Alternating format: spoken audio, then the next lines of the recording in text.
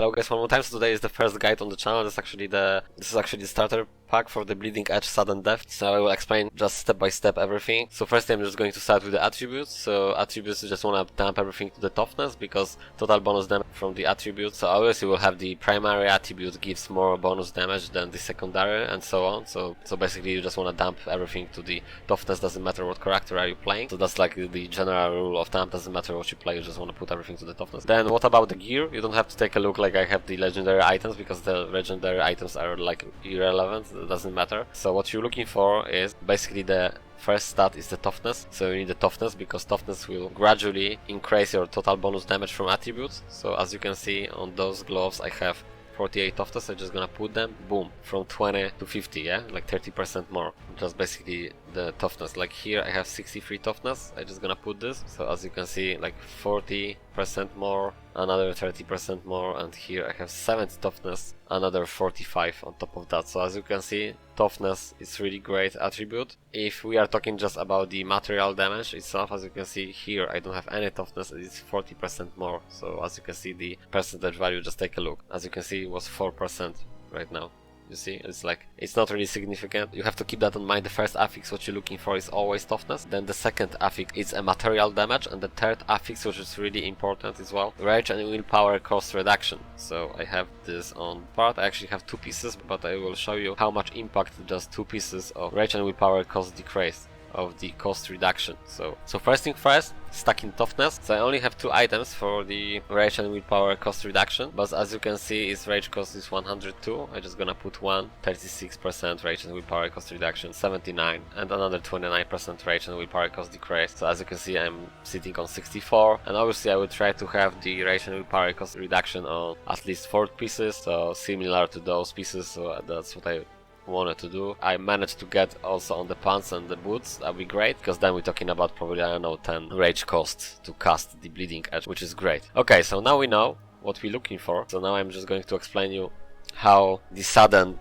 death build works. We know already where to allocate our attributes, we know already what the items we're looking for. First affix toughness, second material damage, and the third rage and willpower cost reduction. So that's the item we're looking for. So I have to explain you guys what's all about that sudden death build. Downs Fuse Striker. Enemies are killed instantly if hit while their health below a certain threshold. This only works on underling and specialist enemies. Sacred damage instantly kills enemies below 15% of their max health, but obviously we are going to the sudden death, which is dealing sacred damage now instantly kills champions enemies below a percentage of their health, in addition to underling and specialists. So basically everyone are going to die below 50% life. You will see, like, when that's proc, the lighting from the sky hitting the mobs and the boss, and they are killed instantly. So in order to proc that, you have to keep that in mind, what alignments you actually applying. So for me, I'm applying freeze chance and the weakness chance, which is the sacred, which is the frost and the sacred damage. That freeze chance going to be changed into the rend because I'm using the blood for blood. How you know what you are going to apply? That's probably the first question, like, because you might have like several options. Like for example here I have physical damage added to attacks, toxic damage added to attacks, right? And the sacred damage added to the spells, but I'm not using any spells, so that's not going to add. So I'm just gonna put this here, and then you will see on the damage sheet I actually dealing 140 to 234 toxic. Why this is not the alignment chance? Well, basically because it's only able to apply 2 alignments, which means obviously if I will have the jewelry later on, like for example 2 rings, I will have the affix, like I can apply more alignments, so I easily can apply at least 6 alignments at once, so that will be really great. So that's really easy. The main ailment chance is basically from the highest DPS output we're doing. So my sacred damage is 200. So as you can see, just one flat 26 sacred damage gem giving me 200 and 200, giving me the secret damage of flat damage from 200 to 200, which is great because then I can apply the weakness chance. My sudden death actually worked, triggered that. We need to apply the sacred damage. This gem is right now mandatory for me here, but if you will be able to get some piece of jewelry, like for example instead of toxic here you will have the sacred damage added to the attack. You just put that here, you will have the sacred damage over there, and then you just will put the physical flat gem here in order to have much more physical damage out. So this is about the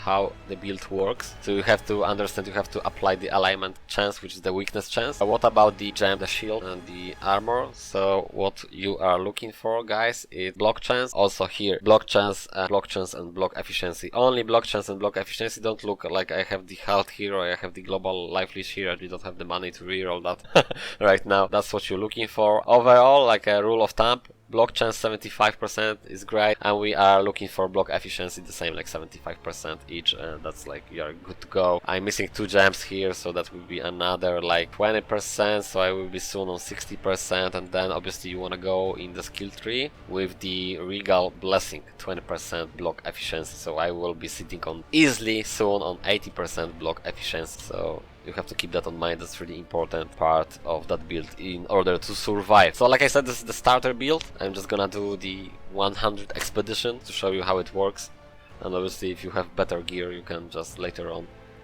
go higher and higher. As you can see, I've done it on 221 with that build, so you can do easily whatever you like in this range. The thing is just also I like to be, you know, fast with what I'm doing. I think like 100 is like the sweet spot. You're not really like wasting a lot of time. It's not like super fast maybe also, but I think like a starter build is like amazing. It's great. Also I need to explain like from the skills. The mandatory what you need to use is only blood for blood, and the rest is like whatever you wanna put. Just tell you that in a minute. And also the skill tree, we have like 7 skills which are mandatory, so I have to explain that to you as well.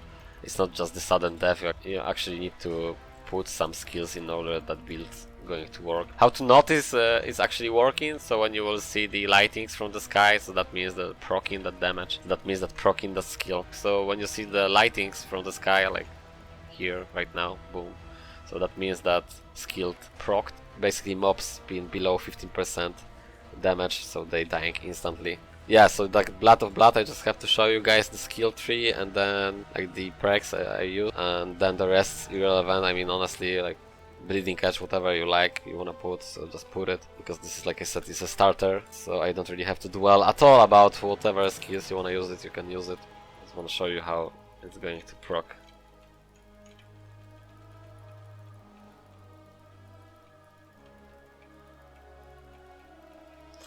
Obviously I struggling with the fighting the boss, but that's not the point. Die! Oh. Yeah. So like when the boss is 15%, obviously that's going to have a huge impact later on. The build is not great yet, so you might struggle a bit with fighting the boss like I did, but overall it's really great for the speed farming. Like I said, I want to remind it's like a starter build. So for everybody who wants to farm everything from 40 to 100, and when you manage to get like really good level 90 weapon, one-hand weapon, you can do easily 124 and even swap later on when you will get the trial to the end game just with that build here. So like I said, the skills doesn't matter what you're gonna put. The mandatory is the blood for blood, and you wanna use on blood for blood, well obviously basically everything what I'm using here, but really important part is organic failure.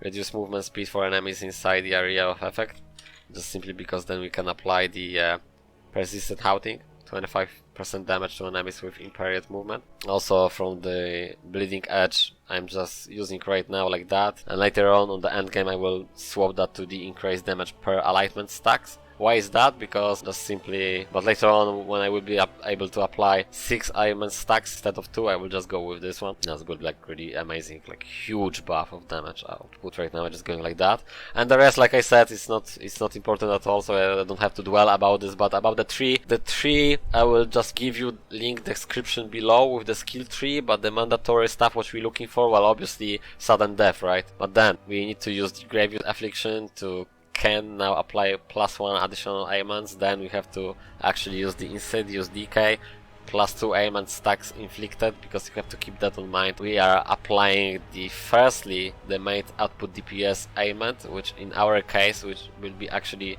not freeze chance, will be the blood for blood. So I'm just gonna show you that right now. Just gonna open whatever for a second. When you're using blood for blood and you will start to fight, and open the console right there, so you'll see.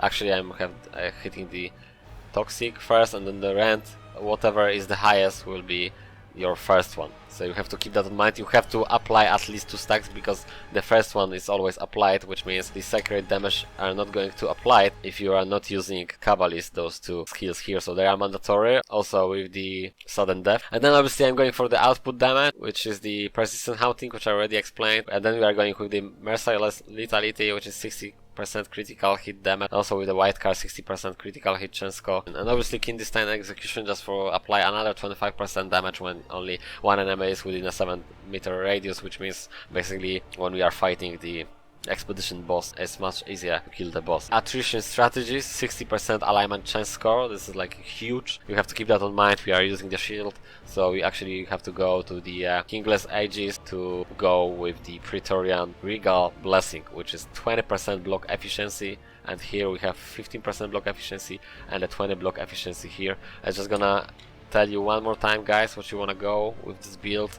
It's actually to be on the sweet spot, which is 70% block chance and 70% block efficiency. So I'm still going to add 20% block efficiency, just simply to put 1 skill here, and then I'm on the 60%. And how to go higher than that is not really that much of the issue, because 1 gem here and 1 gem here will give me another 20%, so I will be on the 80% block efficiency, and I reckon I may be a little bit higher than that later on. But the 80% is like not really no-brainer. Just put every gem on the block efficiency, on the shield, on the armor, on the helm, you will get there. So right now I think I covered everything. I think you will get there. You will get what I try to say. And one more time, I hope you guys like it. Thank you very much, guys, for watching, and I'll see you next one. Hit that shit.